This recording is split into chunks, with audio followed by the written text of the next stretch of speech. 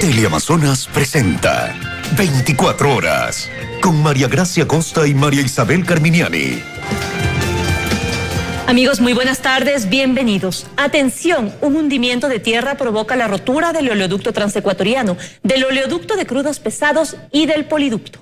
Hola María Isabel, buenas tardes. Hola María Gracia y amigos, muy buenas tardes. Los sistemas suspendieron operaciones y este hecho ocurrió en la Amazonía, cerca del límite entre Sucumbíos y la provincia de Napo. Empezamos las noticias de hoy con este tema.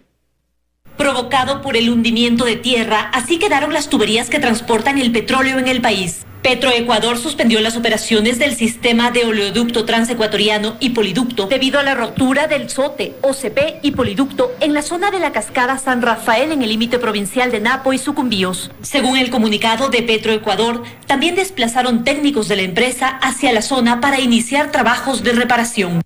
Asimismo, el oleoducto de crudos pesados suspendió el bombeo de crudo a las 17:30 de este martes, según el comunicado, y también anunciaron la movilización al punto para atender la emergencia. Conversamos vía telefónica con el ministro de Ambiente, Juan Sebastián de Howitt, quien se encuentra en Guayaquil, que nos explicó de qué manera reaccionaron los técnicos al momento del suceso. Muy oportuna la acción de los administradores del OCP, que bajan en ese momento los flujos, es decir, la presión del oleoducto, cuando se procede a la rotura de los diferentes del SOTE, del OCP, hace que la contaminación sea menor, es decir, el impacto sea menor.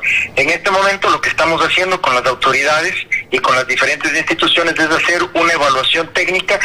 Debido al derrame, el crudo transportado habría llegado a las aguas del río Coca en la provincia de Orellana.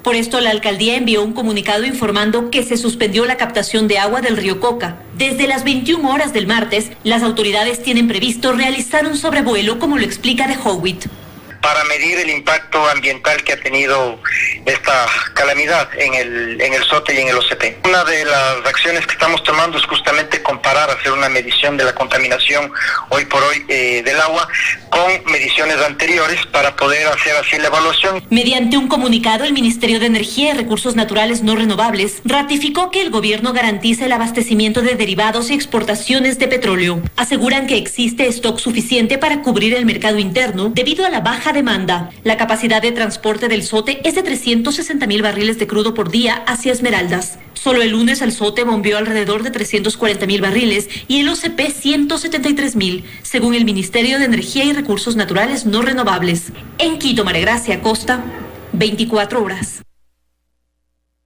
Revisamos otros temas. Los jueces del Tribunal Penal que sentenciaron al expresidente Rafael Correa y a 19 procesados por cohecho agravado defienden su decisión y aseguran que la sentencia podría ser revisada en cualquier instancia. El juez Iván Saquicela reconoce que la defensa de los procesados en ningún momento cuestionó la existencia del delito y eso fue determinante para condenarlos.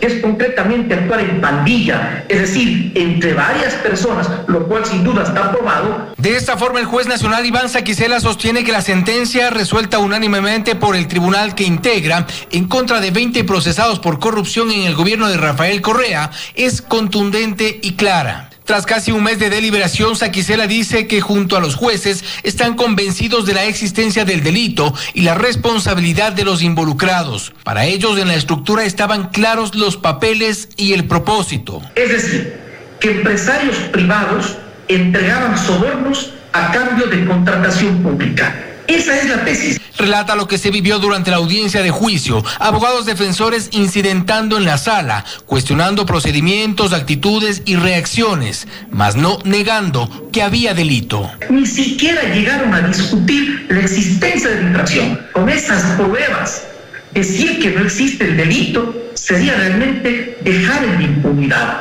Según la teoría de la fiscal Diana Salazar, la estructura tenía una cabeza visible y quien manejaba el poder de las decisiones. Pirámide que la encabezaban Rafael Correa y Jorge Glass. Los jueces valoraron y se convencieron. A instigar a los demás funcionarios que, siendo de alta jerarquía, naturalmente estaban subordinados al expresidente de la República, ciudadano Rafael Correa Delgado. Por ello la máxima pena, por ello los 25 años de suspensión de los derechos de participación. No obstante, la sentencia dispone también una reparación moral y simbólica, que será ofrecer disculpas públicas, publicar la sentencia y colocar una placa en la que fuera sede de sus actos. El Palacio Presidencial, una placa en castellano y en quichua, cuyo texto en lo fundamental manifieste de que los recursos públicos deben ser administrados honradamente. La reparación económica e indemnización están bajo evaluación. En Quito, Fausto Yepes, 24 horas. Ahora les contamos que el Ecuador contabiliza 4.450 casos positivos de coronavirus y los fallecidos se incrementaron a 242. Hay 178 personas estables hospitalizadas. Guayas sigue siendo la provincia con más casos, en total 2.534, y le sigue Pichincha con 395 contagios. En el país, la próxima semana se cumplirá 28 días con las medidas de aislamiento obligatorio. Sin embargo, los casos positivos de contagio y fallecidos en el país siguen creciendo. Ante este panorama, la ministra de Gobierno aclara qué es lo que podría pasar tras cumplir con los 2 periodos ejecutados. A partir de ese momento, el aislamiento se va a extender de manera rigurosa, como lo hemos vivido hasta el día de hoy, en muchas de las provincias, probablemente en un inicio en todas las provincias. Pero luego se valorará ciudad por ciudad, provincia por provincia, en qué lugares se pueden flexibilizar determinadas actividades. El semáforo en las provincias servirá para saber qué actividades se pueden o no se pueden retomar. Sin embargo, no existe la mínima posibilidad de volver a realizar las actividades de la misma manera en las que se realizaban anteriormente. Hay una nueva normalidad luego del COVID-19. Todos cubiertos, todos tapados, con cubrebocas, con mascarillas, si es que estamos en lugares públicos o con más personas, pero también muchísimas medidas de restricción, de circulación, de movilidad, trabajo organizado en diferentes horarios, cuidados en el transporte público, muchísima limpieza y horarios también en los lugares de aglomeración, no espectáculos públicos, las clases no se van a reanudar todavía por un buen tiempo. Las cifras de contagios siguen en aumento. En la provincia del Guayas, de ayer a hoy se registró un aumento de 341 casos, manteniéndose como la provincia con más casos positivos. 3.744 personas se encuentran estables en aislamiento domiciliario, 178 estables hospitalizadas, 146 hospitalizados con pronóstico reservado y 140 recibieron el alta hospitalaria. En los últimos días, el gobierno ha triplicado la capacidad para hacer pruebas de COVID-19 en todo el país. Se han tomado 15.000 muestras en el país, 15.526 muestras.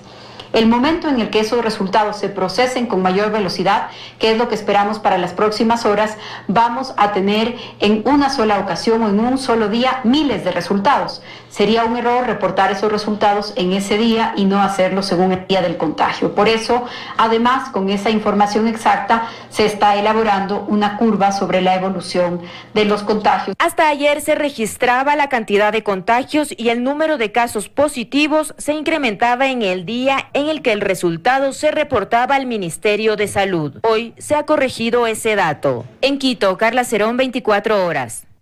La Contraloría establece indicios de responsabilidad penal en el IES por la compra de mascarillas. El informe, que incluye la adquisición por $12 de unas mascarillas N95, ya está en Fiscalía. El Contralor aseguró que llegarán a todos los niveles de responsabilidad. El Contralor advirtió que separar funcionarios no los eximía de responsabilidad y también que el informe llegaría lo más rápido posible. Y así fue. La Contraloría ya emitió un informe con indicios de responsabilidad penal por el proceso de adquisición de insumos médicos por cerca de $10 millones firmado en el IES, donde se incluye las mascarillas por las que el exdirector general del Instituto Ecuatoriano de Seguridad Social estuvo dispuesto a pagar $12 por cada una, cuando en el mercado cuestan menos de la mitad. El exdirector Ángel Hoja declaró en emergencia las dependencias de salud del IES y esto le corresponde únicamente al Consejo Directivo.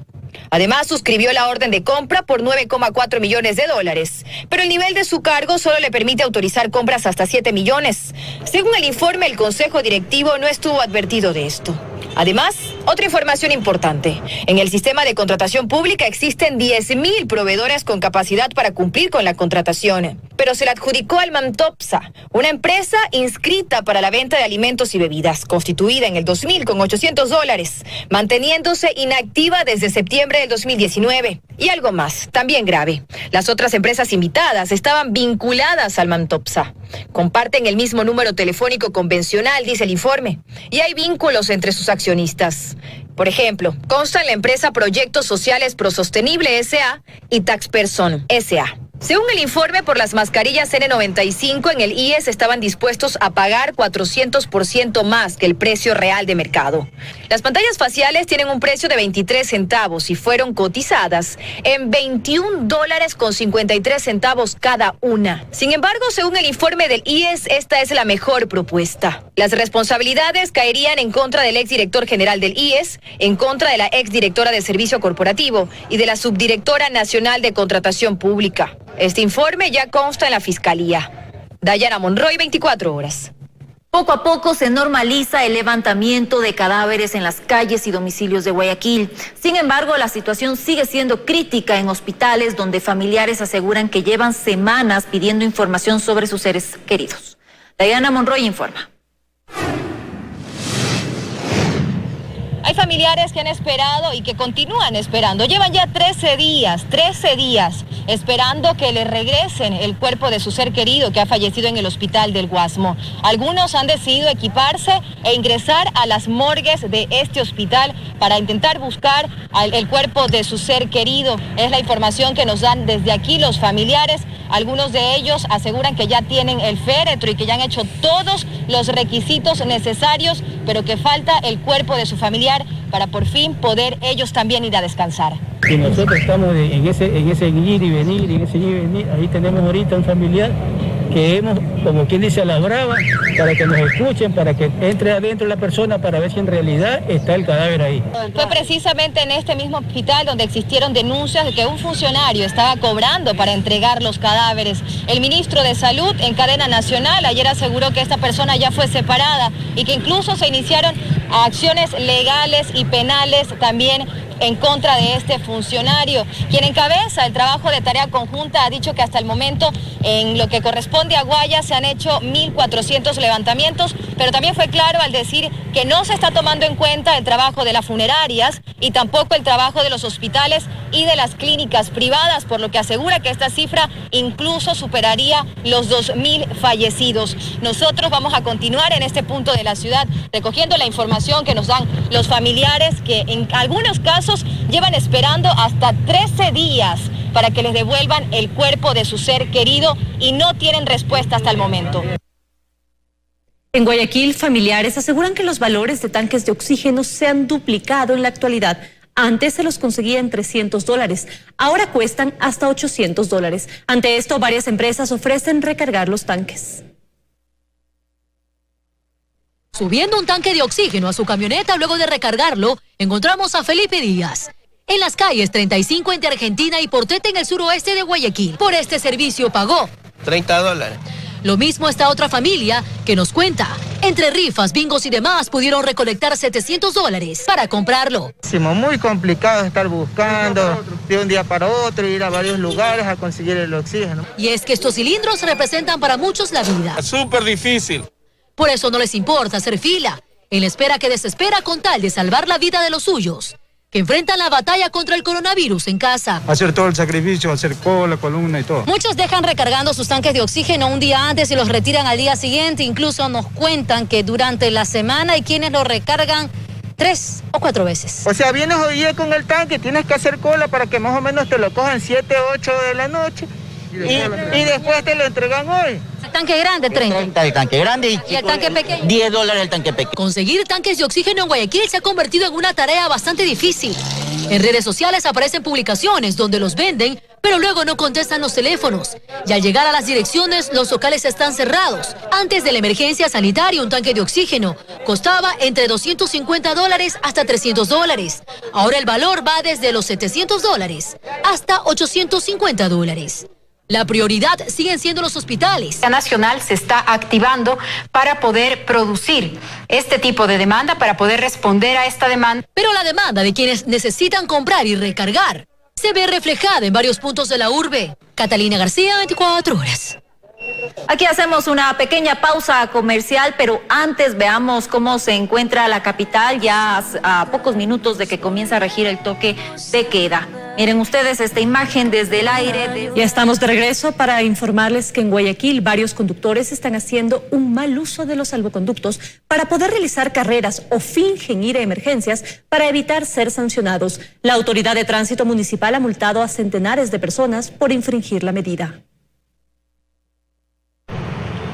A nivel nacional, este miércoles solo pueden circular los vehículos y motos particulares que sus últimos dígitos de las placas terminen en 5 y 6, pero en Guayaquil se observaba fácilmente en las calles vehículos que no podían circular debido a la restricción.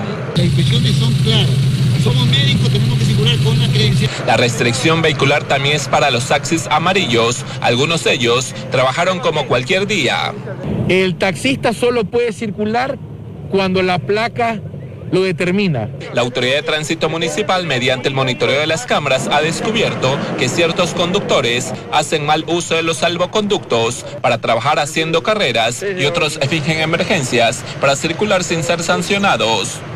En 19 puntos estratégicos aquí en la urbe porteña, la Autoridad de Tránsito Municipal ha intensificado los operativos. A los conductores que están haciendo mal uso de los salvoconductos les imponen una multa económica y la reducción de puntos a sus licencias. El 50% del salario, que son $200 de multa, y la reducción de 9 puntos en la licencia de conducir. Si son reincidentes, es el doble, tanto la multa como la reducción de puntos. Además de la multa económica y reducción de los puntos en las licencias, Andrés Roche, gerente general de la ATM, mencionó que también serán retenidos los carros en los canchones y ahí permanecerán hasta que dure la emergencia. Hay momentos en donde vemos que ciertos ciudadanos se ponen actitud hasta negativa, estamos deteniendo los vehículos. Los operativos de control sobre el mal uso de los salvoconductos son ejecutados entre vigilantes de tránsito, policías y elementos de las Fuerzas Armadas. Paul Tutibén, 24 horas. A esta hora hacemos contacto con Carlos Acoto, quien se encuentra en el sur de Guayaquil. Carlos, muy buenas tardes. Coméntanos, por favor, cuál es el ambiente en estos momentos a pocos minutos de que inicie ya el toque de queda. Te escuchamos. ¿Qué tal, Marisabel, amigos? Muy buenas tardes. Nos encontramos en el sur de la ciudad, específicamente en las intersecciones de las calles Machala y Cuenca, donde a esta hora pasa una caravana de vehículos oficiales, camionetas de la Autoridad de Tránsito Municipal y varios camiones como parte de una iniciativa del municipio de Guayaquil que a esta hora moviliza más de 7.000 kits de alimentos a la zona de la isla Trinitaria. Este es el segundo tramo de una caravana. El primer tramo pasó hace aproximadamente 10 minutos. Movilizan alimento al sector de la isla Trinitaria. Sin embargo, no solamente esta calle está ocupada por esta caravana, sino también por vehículos particulares que siguen circulando a toda hora del día, sobre todo en las horas en las que no rige el toque de queda, entre las 5 de la mañana y las 2 de la tarde. Y tenemos que decirlo nuevamente, se está incumpliendo con la restricción de circulación. En teoría, deberían hoy circular los vehículos cuyas placas terminen en números 5 y 6, pero como Paul Tutibén reportaba en su nota, esto no se cumple. Muchos están haciendo mal uso de los salvoconductos. A esta hora estamos aquí ubicados en uno de los puntos de control permanente que tienen las autoridades, cuando faltan exactamente 20 minutos para que rija un nuevo día de toque de queda. Importante información que tengo para contarles es que las autoridades han levantado información respecto de las parroquias en esta ciudad que más movimiento registran durante las horas que no rige el toque de queda. Estas son la parroquia Jimena en el sur de Guayaquil, la parroquia Febres Cordero en el suroeste y la parroquia Tarqui en el norte de la ciudad, donde se registra movimiento de hasta 150.000 personas en las horas en las que no rige el toque de queda, es decir, entre las 5 de la mañana y las 2 de la tarde, teniendo su pico más alto cerca de las 10 de la mañana. Es lo que podemos reportarles desde el sur de la ciudad, en las intersecciones de las calles Cuenca y Avenida Machala. Seguimos con mucha más información en el estudio, compañera María Gracia Costa, adelante. Gracias, Carlos, por tu informe. Y también en Quito se intensifican los operativos de control para recuperar el espacio público y precautelar la salud de la ciudadanía. 25 personas han sido sancionadas por no utilizar mascarilla. Una caravana con los vehículos de las principales entidades de control recorría los sitios más conflictivos del sur de la capital. La sirena alertaba a los ciudadanos que, como si fuera un día normal, salieran a vender a expensas de poner en riesgo su salud. En cuestión de minutos, las autoridades retiraron los productos a su paso. Una alternativa difícil de tomar, pero que se ha convertido en el único camino para crear conciencia.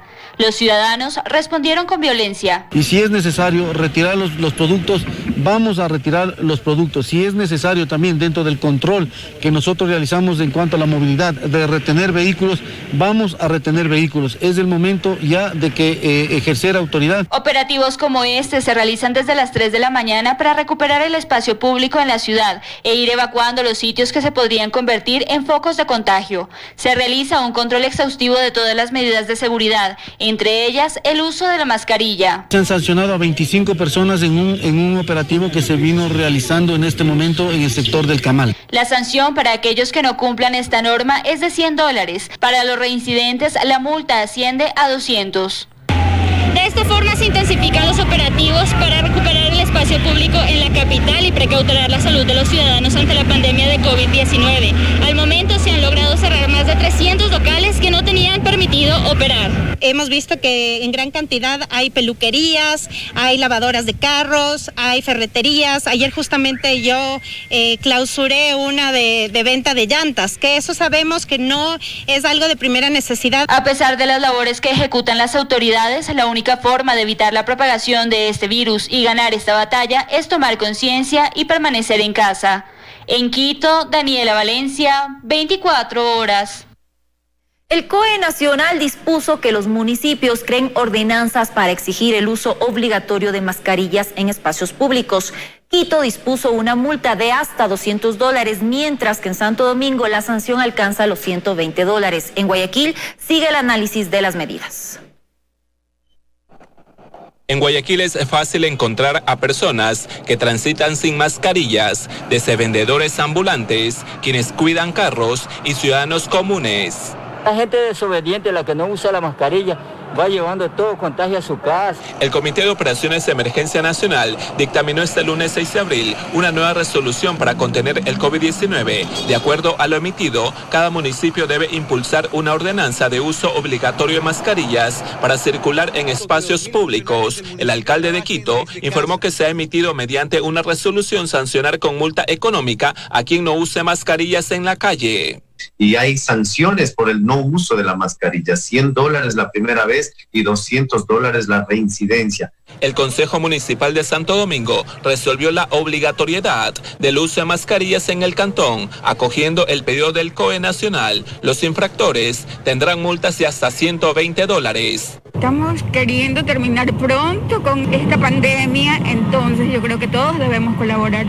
Guayaquil, siendo la ciudad con mayor casos de fallecidos y contagios de COVID-19, aún no establece la sanción para los infractores que no usen mascarillas en espacios públicos. El concejal Jorge Rodríguez explicó que se tiene previsto discutir el primer debate en el Consejo Cantonal de este viernes para emitir la ordenanza. Que tiene que ser discutido en la sesión virtual del Consejo Cantonal para poder definir algunos detalles de esta ordenanza, por ejemplo, el tipo de sanciones, qué tipo de contravenciones se van a disponer en cuanto a la no utilización de este tipo de artefactos de protección. Es probable que la multa económica en la urbe porteña sea alta. Cabe señalar que de acuerdo al COE Nacional, la medida de uso obligatorio de mascarillas en todo el país está direccionada para quienes deban salir de casa por necesidad, mas no significa que exista libertad de circulación. Además, las autoridades indicaron que se podrán utilizar todo tipo de mascarillas, excepto la de tipo N95, con el fin de no desabastecer a los hospitales. Paul Tutiven, 24 horas.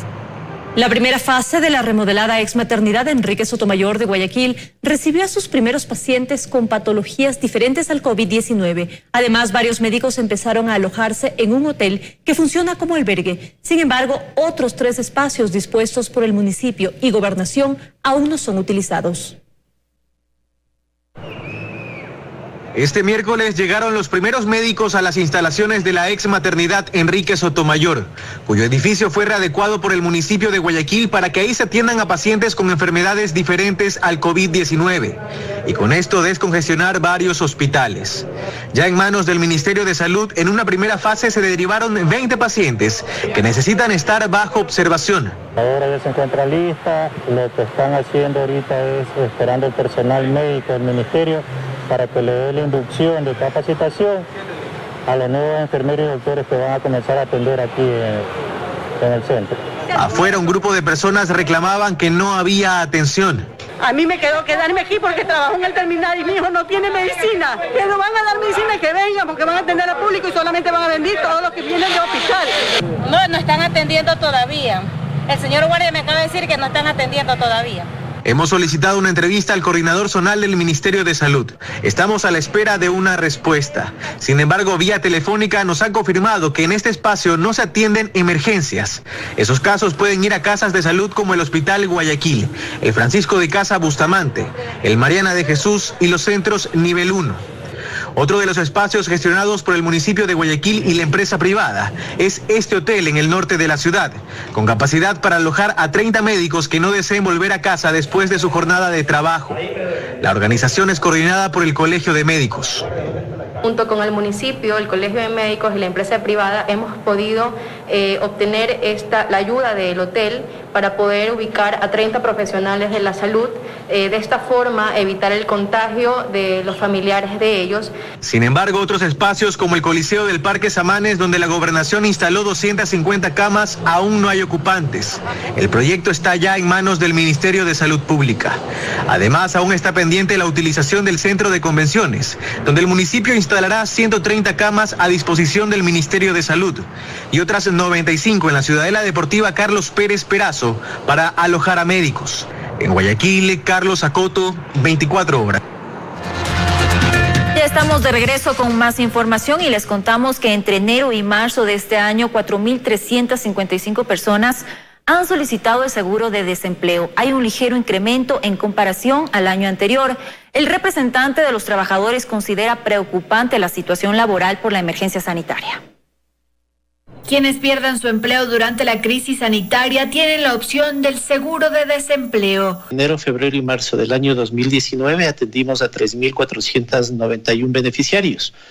De enero a marzo del año 2020 hemos atendido a 4.355, que es un número que lo teníamos previsto. Pues se puede acceder a este seguro luego de 60 días de estar desempleado. Sin embargo, desde el IES aseguran hay liquidez para cubrir nuevas solicitudes. Desde el año 2016 el seguro de desempleo ha venido generando un fondo que es muy líquido y que nos permitirá incluso afrontar una crisis mucho mayor a la que podemos tener en el momento. Este beneficio cubre un periodo de 5 meses con un 70% del salario básico unificado, es decir, $280. Y si desea también puede acceder a la parte de sus fondos de cesantía que tenga ahorrados en la institución. Los requisitos para acceder al seguro de desempleo son que la salida del trabajo haya sido por razones ajenas a su voluntad, tener al menos 60 días de cesante y mínimo 24 aportaciones. Desde el día 61 usted puede realizar el proceso de forma virtual y tiene 45 días para hacerlo.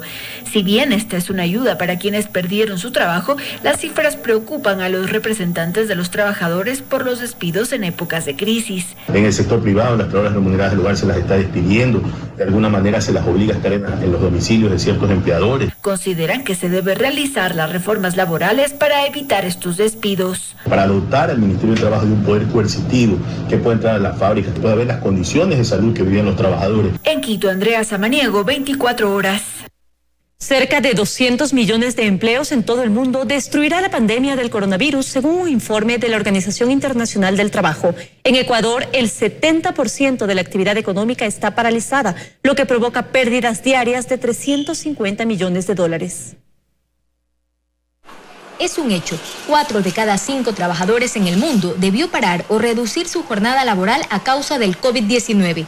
En datos de la Organización Internacional del Trabajo, esto significa que 195 millones de personas en todo el planeta perderán sus empleos a tiempo completo en el segundo trimestre de este año. En Ecuador, el 70% del sector productivo está paralizado, lo que representa pérdidas de $350 millones por día. Y la falta de liquidez ya es agobiante para algunas empresas. En el Comité Empresarial Ecuatoriano enviaron una propuesta para el gobierno. En el sector externo, por ejemplo, para ayudar a la liquidez, el pedido es de que, por ejemplo, el drawback efectivamente empiece a pagarse a las exportadoras. También, por ejemplo, trabajar en lo que es aranceles para bienes de capital, para materias primas, inclusive para bienes de consumo. Bajar esos aranceles temporalmente. Costa resalta además que el 77% del dinero es recuperable por parte del Estado, pues solo se trata de diferir obligaciones con el Servicio de Rentas Internas, el Seguro Social o aduana.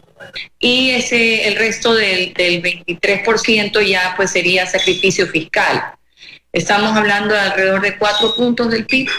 Para el analista económico Jorge Calderón, la propuesta presentada por los empresarios es viable, pero se necesita un verdadero compromiso. Claro está que deben existir condicionamientos para que realmente esos recursos que se van a liberar los empresarios o las empresas a través de una reducción de la carga tributaria sea direccionado efectivamente al mantenimiento de los puestos de trabajo. Calderón destacó que el apoyo público será fundamental y que ahora, más que nunca, son necesarias las reformas laborales. Creo que los jóvenes que van a ser el sector más afectado por la poca experiencia que tienen, yo creo que la contratación por horas va a ser fundamental. La semana pasada, el gobierno resolvió diferir el pago del impuesto a la renta e IVA para 4 sectores: exportadores, turismo, microempresas y firmas de Galápagos. Joana Ramos, 24 horas. Los suelos agrícolas de Galápagos son de origen volcánico, jóvenes, pedregosos y muy ricos en nutrientes. Por ello, proveen de gran variedad de productos que ahora son entregados directamente en los hogares para evitar así posibles nuevos contagios de coronavirus. El trabajo en los campos no ha parado.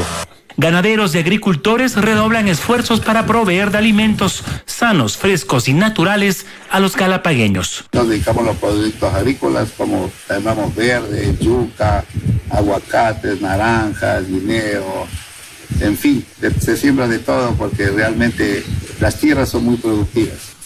Los productores locales de los cantones Santa Cruz, San Cristóbal e Isabela reciben el apoyo logístico de parte del Ministerio de Agricultura y Ganadería para transportar sus productos a los puertos para su comercialización. Esto ha facilitado y ha ayudado tanto a la comunidad que puede obtener alimentos diariamente, así como también a nuestros agricultores para que puedan vender sus productos y estos no se pierdan en los campos. Para evitar la aglomeración de personas en mercados y ferias, las entregas se las hacen a domicilio. La producción local estaría en capacidad de abastecer un 25% de la demanda interna y el 75% generalmente ingresaría a través de barcos y aviones. En Galápagos se cultiva de todo.